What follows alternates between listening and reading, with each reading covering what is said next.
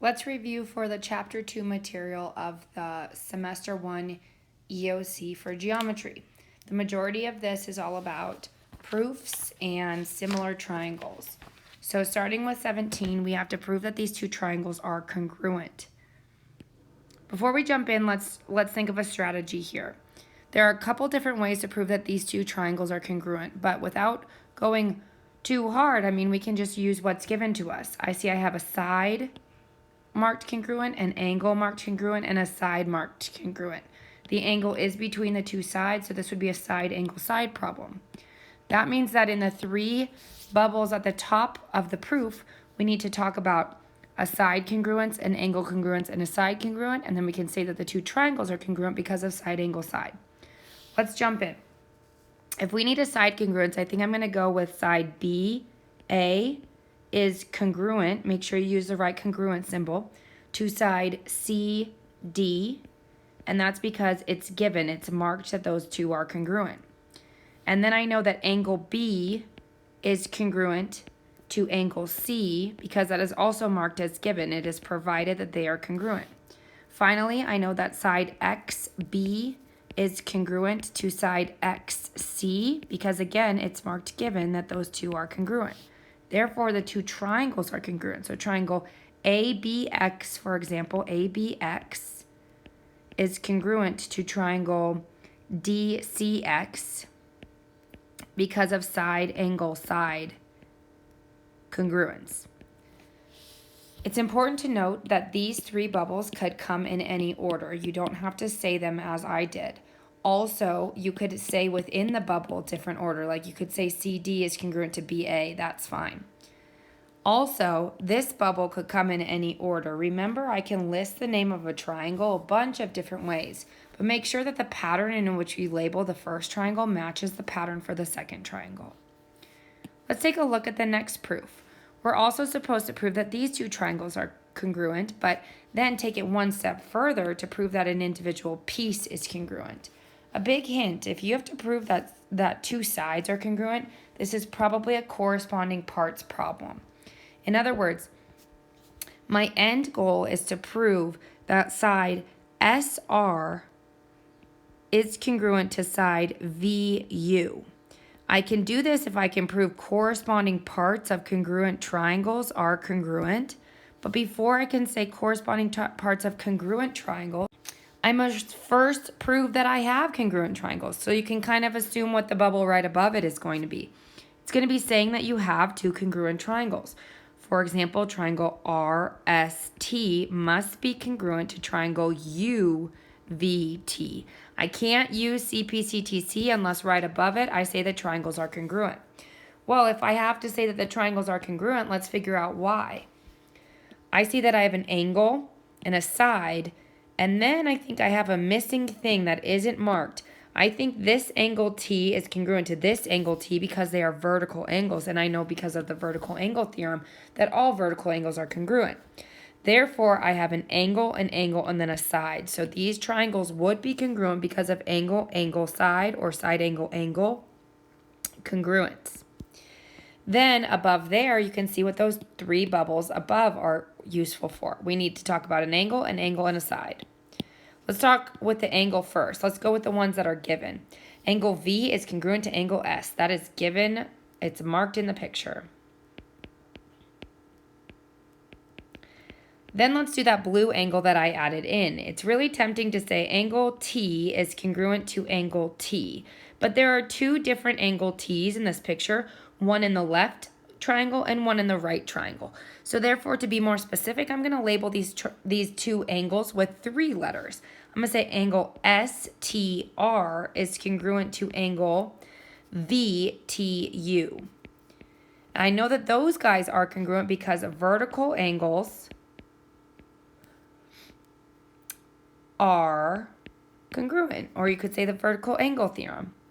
All right, and lastly, so far we've talked about an angle and an angle. We need to talk about that side. Side RT is congruent to side UT because that is given information in the picture. Side RT with a side line segment mark on top is congruent to side UT, again with a line segment side on top. And then again, that's given because it's marked in the picture.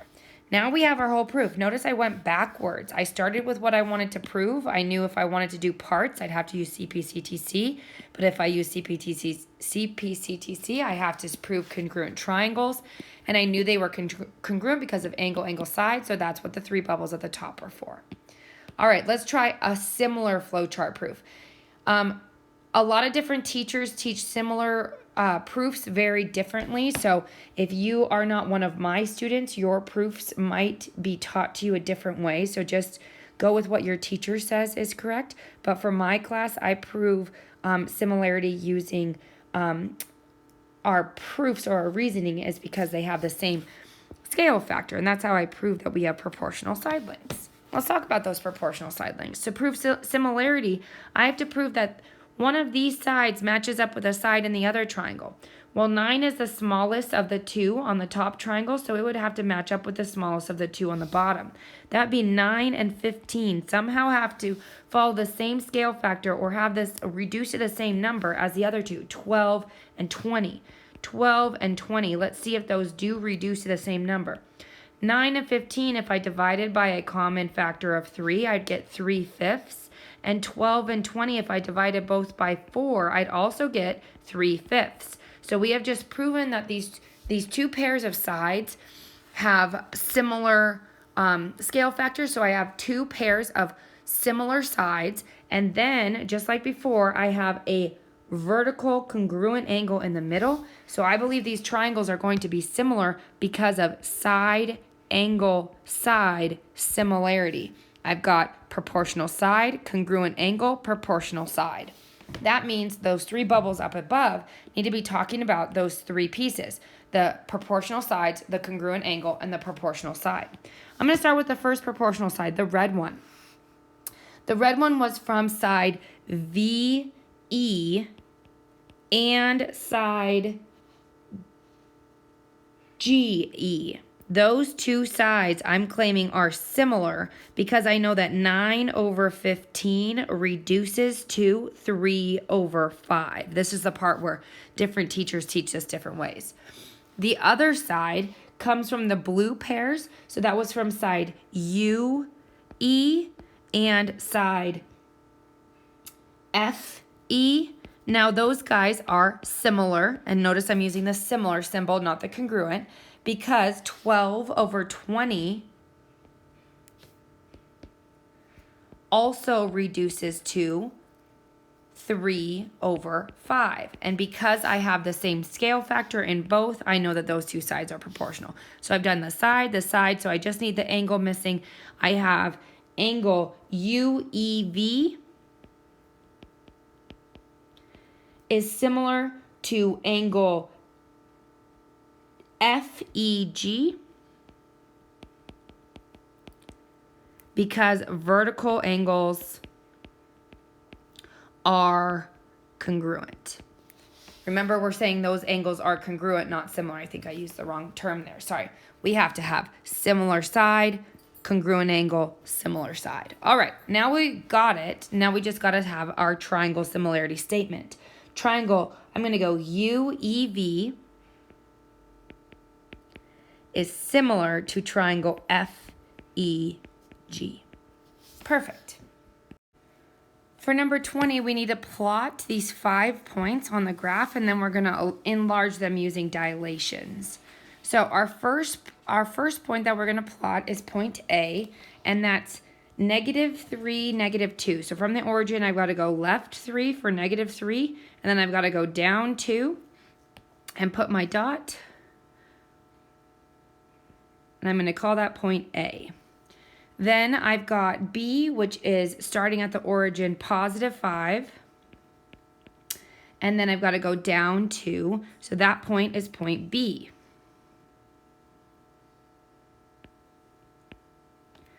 Next, starting at the origin, I'm going to go 5, 3. So +5 in the X direction. And then up 3. So that point is point C. And then I start at the origin again, and I'm going to go over 1 and then up 6. That point is point D. Finally, for E, we're going to start at the origin, and we're going to go negative 3 in the x direction, and then up 3 for the y, so that would be point E. All right, perfect. Now, our job is, I can connect these points, and I can see that I have a nice pentagon, 5-sided figure. And then my job is to enlarge these and create a new pentagon that is 2 times as big. My scale factor is 2, so 2 times as big, but it's got to be also twice the distance from the origin. The easiest way to do this is just to create your new coordinate points, so a new A, a new B, a new C, and we're just going to times everything by that scale factor. Remember, scale factor is what you multiply by. So A was originally negative 3, negative 2, so if I times those both by 2, that would be negative 6, negative 4. That's my new A, or my new A prime. So my B prime is going to be 5 and negative 2 times by 2, so that's 10 and negative 4. My C prime is going to be 5 and 3 times by 2, so that's 10 and 6. And my D prime is going to be 1 and 6 times by 2, so that's going to be 2 and 12. And then finally, my E prime is going to be negative 3 and 3 times by 2, so that's negative 6, positive 6. Now we just have to plot these points on our graph and call them A prime, B prime, C prime, all that jazz, and we'll be in good shape. So my A prime is going to start at the origin, negative 6, negative 4. I first go negative 6, 2, 3, 4, 5, 6, and then I go down 4, 1, 2, 3, 4. This is my new A prime. Got A prime there. And then for B prime, I'm going to go positive 10 and then negative 4. So that's all the way over here and then down 4. 1, 2, 3, 4. Originally it went down 2. Now we're going down 4 because everything's getting multiplied by a scale factor of 2. My next one is my C prime. I'm going to go positive 10 up 6. 1, 2, 3, 4, 5, 6. That'd be right here for C prime. My D prime is going to be over 2 from the origin and then up 12, which goes a little bit off the graph. So we're just going to have to do our best here. I'm going to put D prime just above the graph a little bit. And then finally, my E prime is negative 6 and positive 6. So that would be right here for E prime. If you connect the dots, we should still have a nice looking pentagon, but it should be twice as big as the red one or the original one. So everything got multiplied by 2, twice as big and kind of 2 times as far from the origin as original. Okay, let's take a look at our last 2 problems from this section. We're going to use similar figures to solve for Q and R. I like to do these by setting up proportions, cross-multiplying, and solving. So I see that in 21, these 2 figures are similar. So that means that corresponding sides should make nice, easy proportions for us to use to solve these. So I know that 20 looks like pairs up with 8. And then it looks like Q might be similar to 7, and R might be similar to 5. Using that, we can create nice little fractions to solve for Q and then for R.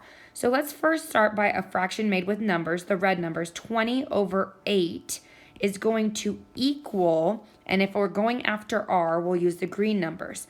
Notice when I made my first fraction, I did the left shape, the 20, over the right shape, the 8. So when I do my green numbers, I have to do the same thing, left over right. So that'd be R over 5 for my green numbers. R over 5. Once we create this proportion, when you have a fraction equal fraction, you can cross multiply to solve. So that means that 20 times 5 must equal 8 times R. So 20 times 5 gets me 100. And then if I divide by 8 on both sides, I see that R must equal 12.5 for this problem. We'll do the exact same thing, but using the blue numbers to solve for Q. Again, I want a fraction that has just numbers in it, so I'm going to stick with the red guys, the 20 over 8, the right side over the left side. And then to get the Q involved, we'll use the blue numbers. We have to do the left shape, so that'd be Q, over its right similar side, which is 7. Now we can cross multiply. 7 times 20 should equal 8 times R, or sorry, 8 times Q.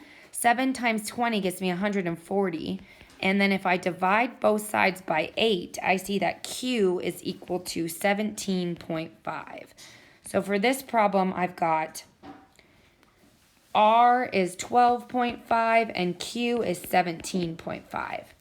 The next problem, I think we could do the same way, although it doesn't say in the directions that these are similar. So we'll have to first assume that they are. Seeing I've got parallel lines and transversals, I know alternate interior angles must be congruent.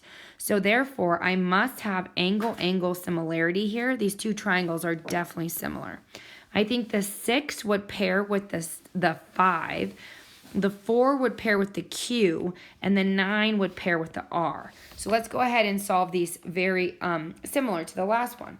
Let's start with some numbers. 6 over 5 is going to equal, for R, we're going to have to use the green ones, 9 over R.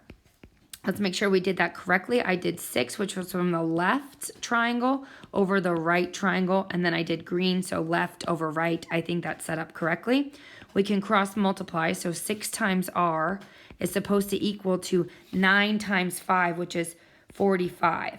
If I divide both by 6, I get that R is equal to 7.5 here. And then the same setup for the red numbers. We'll start with 6 over 5 with the blue equals the red numbers to get our Q involved, left over right, so 4 over Q.